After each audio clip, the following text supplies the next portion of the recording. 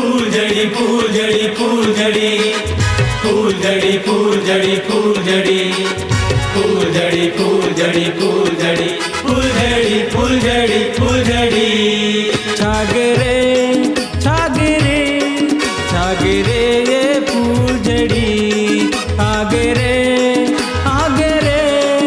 हमर गाँव में आगे फूलझड़ी।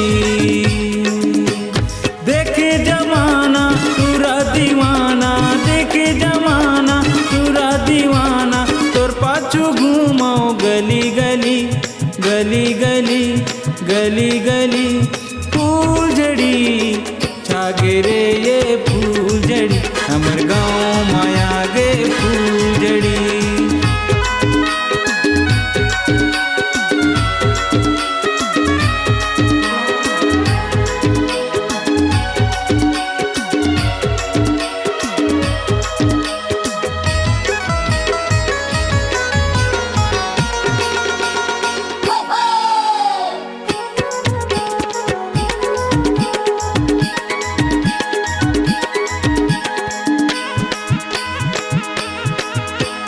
चटक मटक तोरे रेंगना, गजराली तोरे नैना, कितको दीवाना पड़े है सुगर विधाता गढ़े है।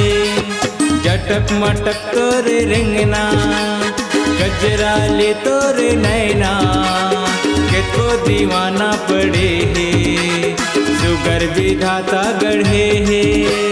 दिखेला छप्पन छुरी दिल मारे ते छुरी, दिखेला छप्पन छुरी दिल मारे ते छुरी, घूमे टूरी गली गली गली गली गली गली फूलझड़ी छागरे ये फूलझड़ी हमर गाँव में आगे फूलझड़ी छागरे ये फूलझड़ी हमर गाँव में आगे फूलझड़ी।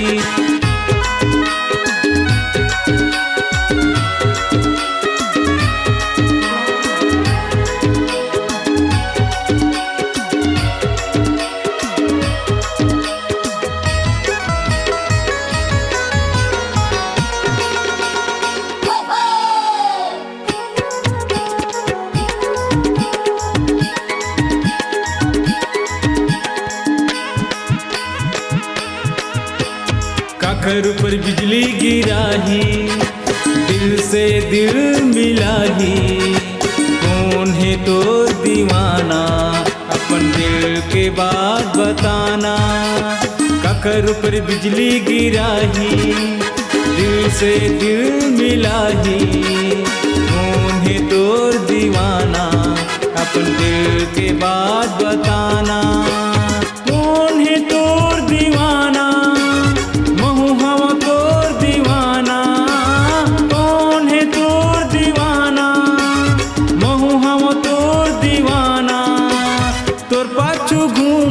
गली गली गली गली गली गली फूलझड़ी छागरे ये फूलझड़ी हमर गाँव में आगे फूलझड़ी छागरे ये फूलझड़ी हमर गाँव में आगे फूलझड़ी।